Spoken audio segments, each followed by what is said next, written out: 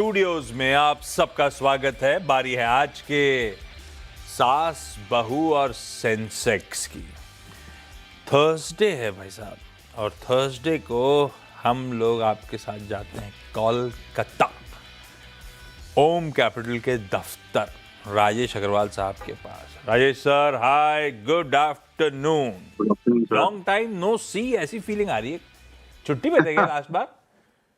जी बिल्कुल, वो मेरे भतीजे की शादी थी तो मैं सिलीगुड़ी गया हुआ था। अरे वाह। अच्छा, मुझे याद नहीं था, लेकिन मुझे लग रहा था कि बहुत टाइम से देखा नहीं। फिर बात करते करते याद आया, लास्ट हफ्ते राजेश सर से अपनी मुलाकात हुई नहीं थी। कैसी रही शादी? अच्छी थी सर, बहुत अच्छी थी। Perfect, welcome back.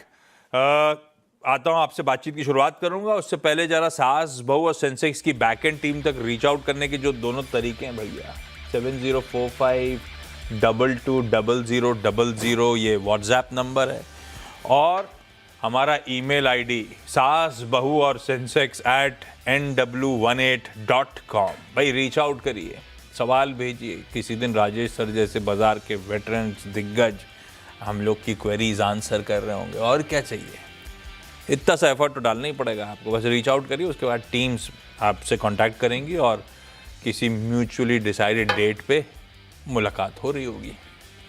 खैर, ऑन द शो यानी कि राजेश सर के साथ इनमें से कई सारे, मैं साफ प्रॉमिस तो नहीं कर रहा हूँ क्योंकि आप जानते हो पूरे हो नहीं पाते हैं, लेकिन ये वो स्टॉक्स हैं जिन पे आज हम इस शो के दौरान बातचीत कर रहे होंगे। लाइए जरा मार्केट्स पहले क्विकली स्क्रीन्स पे। ये ऑन द शो आ गया, बहुत सारे हैं। चलिए जल्दी जल्दी फिर कवर करते हैं। पेन से उभरे हैं ऐसा तो नहीं कहूंगा, पेन थमा है ये जरूर कह सकता हूं। लार्जली कंसोलिडेशन, ऑफलेट पेन के बाद कंसोलिडेशन टाइप सेशन है। 26,100 तक जाने की कोशिश करी थी, वहां से ठंडे पड़े हैं, लेकिन ठीक है। इन ग्रीन कह लीजिए, भारतीय बाजार कामकाज कर रहे हैं। इतनी डिटोरिएटिंग ब्रेथ से उभरे थे तो 1:1 का रेशियो है। ऐसा नहीं है कि ब्रेथ इंप्रूव हो रही है आज के ट्रेडिंग सेशन में। तो ना लार्ज कैप्स ऊपर टिक पा रहे हैं, ना ब्रेथ इंप्रूव हो रही है। टसल का मामला चल रहा है। तो जब निफ्टी अच्छा कर रहा था, ब्रेथ अच्छी इंप्रूव थी, ऊपर से निफ्टी भी कूल ऑफ हुआ और ब्रेथ भी थोड़ी सी डिटोरिएट हुई है। तो अब 1:1 के रेशियो पे आके बैठे हुए हैं। इस टसल को वॉच पे रखेंगे। आज सेंसेक्स के वीकली कॉन्ट्रैक्ट्स की एक्सपायरी भी सामने खड़ी हुई है। खैर, सवाल जवाब की तरफ बढ़ते हैं। आज दिल्ली जाना है, अमृतसर, मेरठ, सब ओके। दिल्ली चले पहले नमिता सूद मैम के पास। नमिता जी, हाय। नमस्कार sir, hello. Good afternoon Namita ma'am. Namita ma'am, कब से स्टॉक मार्केट में आप हो? मैं 2019 से हूँ स्टॉक मार्केट में। और क्या करते हो आप और दिल्ली में? मैंने इनिशियली थोड़े शेयर्स लिए, उसके बाद ठंडे पड़ गए, और अब पिछले 1 साल से फिर वापस मार्केट में एंट्री करी। नहीं तो शेयर ठंडे पड़ गए कि आप ठंडे पड़ गए थे स्टॉक मार्केट मैं में? ठंडी पड़ गई थी, लेके रख लिए थे। हाँ। और अब वापस एक्टिव मोड में आ गए हैं। और वापस एक्टिव मोड में कब से? हाल फिलहाल से? हाल फिलहाल से। और अच्छा, आप जब स्टॉक चुनते हो, वापस एक्टिव हुए, तो अपने खुद डिसीजन लेते हो, खुद चुनते हो, या कैसे स्टॉक जीरो इन करते हो आप लोग? मैंने आप लोगों की एक्सपर्ट एडवाइस सुनी, न्यूज़पेपर देखा, और बाकी अपना एप्स वगैरह पे ट्रैक करके तो सारा होमवर्क करा, उसके बाद डिसाइड किया क्या लेना है क्या हाँ नहीं जी, है। हाँ जी, बिल्कुल फंडामेंटल एनालिसिस पूरा करके ही लिया। Perfect Namita ma'am. Namita ma'am, पहला सवाल राजेश अग्रवाल साहब के लिए। हाँ जी। Sir, good afternoon. सर, मैंने हुंडई का आईपीओ में लिया था, अलॉट हुए मुझे 1960 पे। क्वांटिटी मेरी 17 थी। तो अब इसको मेरे को प्रॉफिट बुक कर देना चाहिए, है तो खैर मार्जिनल सही, या मेरे को इसको लॉन्ग टर्म के लिए रखना चाहिए? राजेश सर, क्या करना चाहिए भाई? इशू प्राइस से गिरा था, अगर वैसे देखूं तो 1550 से चल के आज 2400 पे आके खड़ा हो गया है। कंपनी कैसी है? कोई आईपीओ इन्वेस्टर प्रॉफिट बुक करे या बंद? नमिता मैम, कोई पैसे की रिक्वायरमेंट नहीं ना, ऐसा कुछ रखने को बोले तो रख सकते हैं अपन, है ना? राजेश सर, क्या करना चाहिए? पूरी की पूरे एक लॉट जो था उसे होल्ड करूं, कुछ पार्शियल प्रॉफिट बुक कर लूं, क्या अप्रोच रखूंगी हुंडई मोटर्स में? गुड आफ्टरनून आशीष जी, बाकी भी जो महिला मित्रगण है सबको नमस्कार। जहां तक हुंडई की बात है तो अब जैसे मैम ने कहा है कि इनको पैसे की अभी कोई विशेष जरूरत है नहीं और ये कंटिन्यू कर सकती है, तो हमने आपके माने हमारे आवास के चैनल के माध्यम से कई बार इसमें बाय कॉल भी दी है, डिलीवरी कॉल, और आज भी मैं समझता हूँ कि लॉन्ग टर्म के निवेशकों के लिए एक बहुत अच्छी अपॉर्चुनिटी है इसे एक्यूमुलेट करने की। अगर आप देखो तो गाड़ियों की एक डाइवर्स पोर्टफोलियो इनकी है, सस्ती से महंगी गाड़ी सारी ही है। एसयूवी जो क्रेटा के नाम से जानी जाती है इनकी, वो मार्केट लीडर कही जा सकती है, और जिसने इसके मार्जिन्स और रिटर्न रेशियोज को सुधारने में सहायता करी है। कैपेसिटी एक्सपेंशन कर रहे हैं, वैल्यूएशन उतनी ज्यादा डिमांडिंग नहीं है। जनरल मोटर्स का तालेगांव का प्लांट इन्होंने लिया, जो कि इनकी 8 लाख की कैपेसिटी करीब करीब 10,70,000 तक हो जाएगी FY 29 तक। 32,500 का इंटरनल एक्यूरल से फंडिंग से ये नए एक्सपेंशन कर रहे हैं, कुछ नए लॉन्चेस कर रहे हैं। क्रेटा की ईवी भी अच्छी तरीके से ली गई है और करीब करीब 26 नए प्रोडक्ट्स FY 30 तक लॉन्च करने की बात कर रही है। साय पायदान पर खरी उतरती है। मैं समझता हूँ यहाँ पे खरीदारी की सलाह बनती है, और इनके पास अगर है तो बनी रहे। लो भाई साहब, ऑल चेक बॉक्स टिक्ड, बल्कि इन लेवल्स पे तो खरीदारी करने के मौके हैं। आपकी तो 1900 की खरीद है मैम, बने रहो, कोई जल्दी नहीं। ये स्टॉक आगे भी बढ़िया कमा के दे रहा होगा हमको। अमृतसर से कविता मैम जुड़ती हुई। कविता मैम, हाय, गुड आफ्टरनून कविता मैम। कविता मैम, आपको कितना टाइम हो गया स्टॉक मार्केट में? सर ज्यादा टाइम नहीं हुआ, अंदाजन 2 साल। और ये 2 साल बड़ा मुश्किल रहा होगा, यही फेज गड़बड़ाया पिछला 1 साल। कैसा रहा आपका अब तक का स्टॉक मार्केट का सफर? कुछ एक प्रॉफिट पे थे, लेकिन अभी जो मोस्टली चल रहे हैं वो सारे लॉस पे जा रहे हैं, पता नहीं क्यों। इसीलिए थोड़ा सा डाउट था, इसीलिए पूछने के लिए ऑनलाइन कनेक्ट हुई हूँ। ना बिल्कुल ठीक है, कोई इशू नहीं मैम। और सभी के इस समय के तो सबके पोर्टफोलियो डगमगाए हुए हैं। कविता मैम, पहला कहाँ पे प्रॉब्लम आ रही है? पहला सवाल कौन सा? First is Ola electric. ये मैंने 25 सितंबर 2024 में 100 शेयर्स लिए थे 104 पे, और उसके बाद मैंने अभी 30 अक्टूबर 25 में 300 शेयर और लिया मैंने 51 पे, बट स्टिल अभी इसका एवरेज आ रहा है 68 पे, और ये रेट आज और कम हो गया नीचे। तो क्या करना चाहिए? क्यों लिया था ओला इलेक्ट्रिक जब इनिशियली लिया था? सर तब लिया था कि क्योंकि इलेक्ट्रिक वाला आ रहा था, जोन भी सारी यही बन रही थी, तो यही था कि आगे चलेगा, अच्छा करेगी। बट ये तो अभी हाफ से भी कम हो गया। और फिर ऐड क्यों करे थे? खुद ही का कॉल था कि गिर गया है बहुत, और भर लेती हूँ तो ठीक हो जाएगा एवरेज, इसीलिए बस, कि कोई और रीजन था? रेट को मैनेज करने के लिए कि कम से कम 50-50 पे आ जाए, क्योंकि उतना तो अचीव नहीं कर पाएगा, 104 तक तो नहीं जाएगा, एटलीस्ट उतना एट पार तो आ जाए। और ऐड करने के बाद और नीचे आ गया, ये गड़बड़ है। कोई मतलब सिर्फ एवरेजिंग इसीलिए नहीं है ना कि हम ट्रेड में गलत पड़ गए थे, हमारा कॉल गलत पड़ गया था, अब वो बहुत ज़्यादा हो गया। ओला इलेक्ट्रिक राजेश सर, अब तो काफ़ी लॉस हो रहा है और क्वांटिटी भी बढ़ गई है। और इसके लास्ट जो ईवी मार्केट शेयर देख रहा था, वो पुराने इनकम्बेंट गजब करे हुए टीवीएस मोटर, बजाज ऑटो, सारा मार्केट उन्हीं के पास जा रहा है। ओला का मार्केट शेयर तो एकदम स्क्वीज होकर रखा हुआ है। क्या करूं ओला में? आपने सही कहा आशीष जी, 25% के मार्केट शेयर जो पिछले साल था, आज की डेट में नवंबर तक अगर देखो तो 7% तक आ गया है। किसी जमाने में मार्केट लीडर हुआ करता था स्कूटर स्पेस में, आज की डेट में जो दूसरे लोग हैं उनके साथ मुकाबला करते करते 5वें पायदान पर आ गया है। दूसरी तिमाही में नतीजे देखें तो 43% के आसपास रेवेन्यू में ड्रॉप था। लगातार प्रॉफिटेबिलिटी की इश्यूज हैं, कस्टमर सर्विस की इश्यूज हैं, रेगुलेटरी इश्यूज हैं, बहुत सारी दिक्कतें हैं, और मुझे ऐसा लगता नहीं है कि बहुत निकटवर्ती भविष्य में ये कोई प्रॉफिट दिखा पाएगा। तो यहाँ पे तो उछाल की सलाह रहेगी इस वक्त। तो इसमें तो आपको लॉस बुक करना ही पड़ेगा, कोई इशू माने कोई उम्मीद ऐसी नजर नहीं आ रही है। तो फिर लॉस बुक करके राजेश सर निकल जाऊं, गलती हो एक्सेप्ट कर लूं, ऐसा? यही करना पड़ेगा, क्योंकि जिस तरीका से ये रोज नए लो दिखा रहा है, कोई कोई बहुत बड़ा कॉर्पोरेट एक्शन या कुछ ऐसा हो तो ही कुछ चेंजेस आएंगे। अदरवाइज इन जो आज की डेट में फंडामेंट्स है उसे देखते हुए तो बेचना ही उचित लगता है। ये थोड़ा सा टफ होगा कविता मैम, लेकिन जिस तरह के हालात, जिस तरह के फंडामेंटल्स हैं, ये वारंट करता है कि लॉस बुक करके स्टॉक से बाहर आ जाना बेहतर है। मेरठ से फोन लाइन पे नीलिमा बस्सी जी जुड़ती हुई। नीलिमा मैम, आप तो साक्षात नजर आने वाले थे, फोन लाइन पे आ गए। सवाल पहला, हाँ जी सर। सर क्रॉम्पटन के शेयर्स लिए हुए हैं, 400 शेयर्स है मेरा, 358 के रेट पे है। तो सही जब से लिए तब से डाउन ही है। हाँ, और बाकी वैसे तो अब इंडस्ट्री ठंडी पड़ रही है, लेकिन राजेश सर ये तो पहले से दिक्कत में है।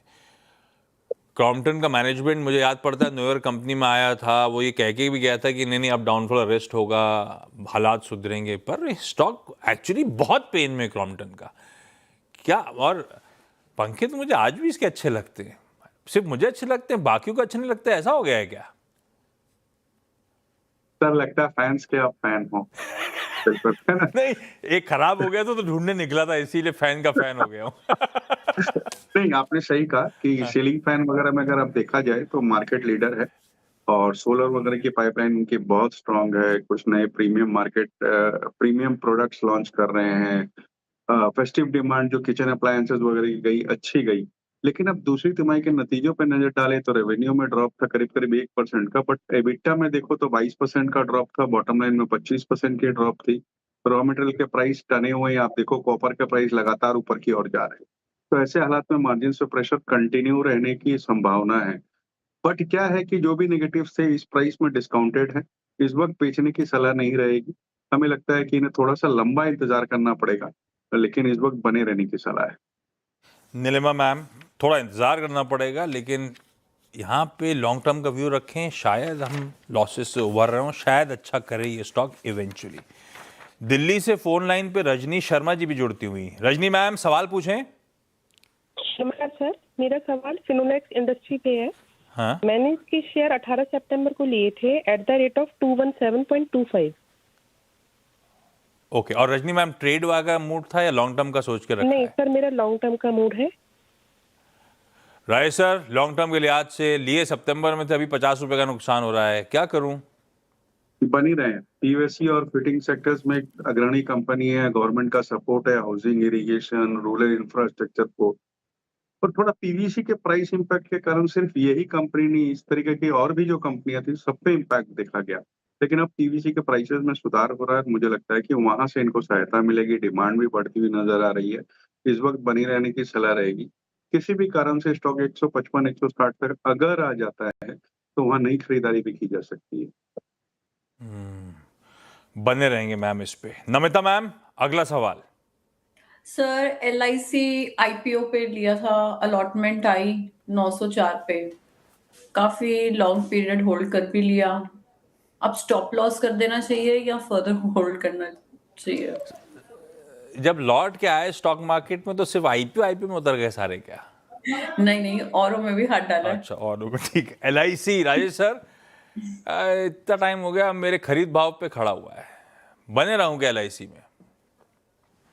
देखिए, बहुत बड़ी विडंबना है, इतनी अच्छी कंपनी, मार्केट लीडर, और स्टॉक मार्केट पे कुछ करके नहीं दिया। फंडामेंटल बहुत साउंड है, पर हमारी इसमें खरीदारी की सलाह है साल 12 से 18 महीने में 1200 के टारगेट के साथ।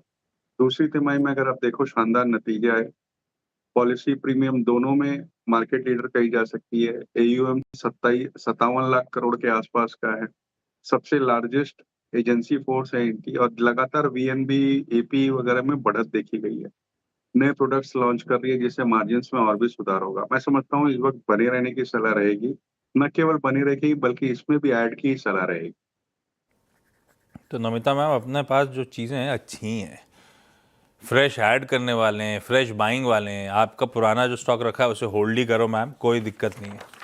थोड़ा टफ टाइम शायद गुजर रही होगी, अच्छा लगता है फंडामेंटली। कविता मैम, नेक्स्ट क्वेरी, अगला सवाल। सर, ईज माई ट्रिप। और ईज माई ट्रिप तो मेरे ख्याल से सिलेबस के बाहर है, राजेश सर को भेजा ही नहीं होगा हमने। अगला कौन सा? Okay, IRB infra sir. और ये आरवीएनएल भेजा था, आरवीएनएल नहीं है क्या? सर ये वाले भी हैं, मतलब ये वाले भी अभी लॉस पे जा रहे हैं मेरे भी। हाँ, मैं देख रहा हूँ सबके साथ। आरवीएनएल कितने पे लिया हुआ है? 60.50 पे। 60.50 पे। कितनी क्वांटिटी है मैम? सर 500। 60 रुपए पे लिया हुआ है आरवीएनएल। हाँ जी। हाँ, तो कहाँ पे लॉस पे IRB जा रहा है? नहीं, RBNL की नहीं बात करी सर, ये तो लिया था मैंने, ये अलग है। आरवीएनएल तो इसके ऊपर की खरीद है ना। नहीं तो आप सर, स्टॉक मैं कौन सा पूछ रहे हो, मैं तो कंफ्यूज हो रहा हूँ। IRB इंफ्रा की बात कर रही हूँ। IRB इंफ्रा दिखाइए डॉक्टर साहब स्क्रीन पे भाई, कितने पे लिया है मैम? 60.50 पे। जी सर।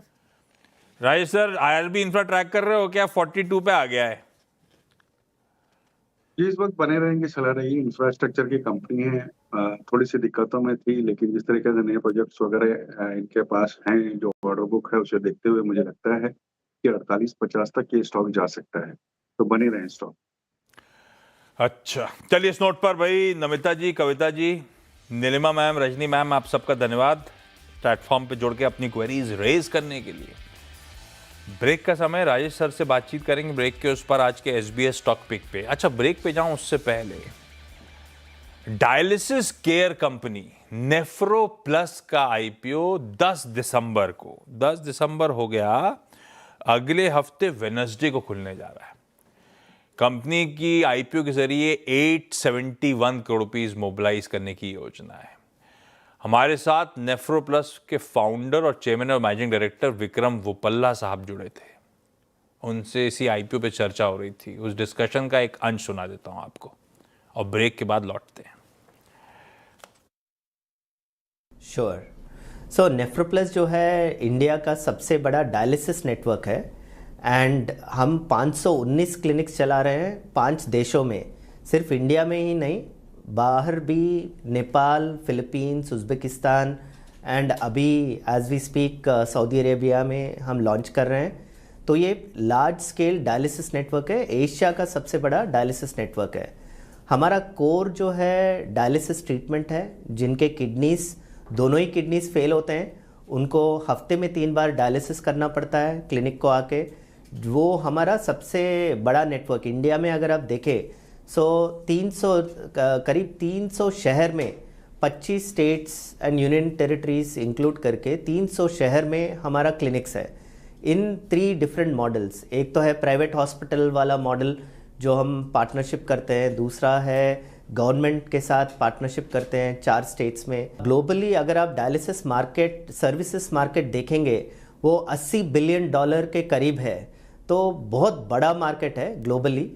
एंड इंडिया में हम 15 साल पहले जब शुरुआत किए थे, करीब 6 साल पहले हमने सोचा कि इंडिया में जो हम स्केल्ड प्लेटफॉर्म जो बनाएं, उसका इस्तेमाल कैसे कर सकते हैं दूसरे देशों में जहाँ पे प्राइस पॉइंट बेहतर है, मार्जिन्स बेहतर है, रोसी प्रोफाइल बेहतर हो। तो इसके हिसाब से हमने पहली शुरुआत फिलीपींस में किया, जो साउथ ईस्ट एशिया में 110 मिलियन का पॉपुलेशन था, प्राइस पॉइंट वहाँ पे अच्छा था। एंड हमने शुरुआत एक एक्विजिशन, एक छोटा सा नेटवर्क को हमने एक्वायर किया, फिर मार्केट को समझा 2 साल के लिए, फिर उसके बाद एक्सपेंशन कर रहे हैं। अभी एज वी स्पीक हमारे वहाँ पे करीब 40 क्लिनिक से ज़्यादा फिलीपींस में हैं। फिर 3 साल पहले हमने उज़्बेकिस्तान में एक गवर्नमेंट पार्टनरशिप के अनुसार एंट्री की, तो वहाँ पे हमारे 4 बड़े क्लिनिक है। और एक बात समझने की ये बात है कि दुनिया का सबसे बड़ा क्लिनिक हम ताशकेंट में चलाते हैं।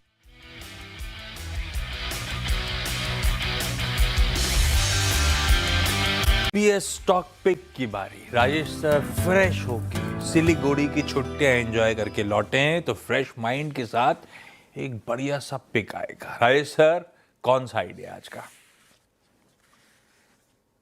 आशीष जी, हिमाद्री स्पेशलिटी के साथ जाना चाहूंगा। 3 वर्टिकल है कंपनी के, केमिकल, EV बैटरीज और टायर्स।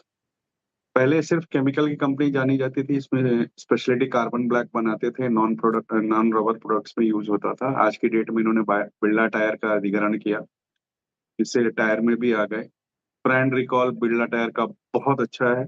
आज की डेट में टायर की जो बिरला टायर वाली यूनिट है, उसका सिर्फ रिप्लेसमेंट मार्केट पे फोकस है, खास करके जो ऑफ हाईवे टायर्स है, जो कि आपकी एग्रीकल्चर, इंडस्ट्रियल, EV सेगमेंट, ये सब में यूज होते हैं।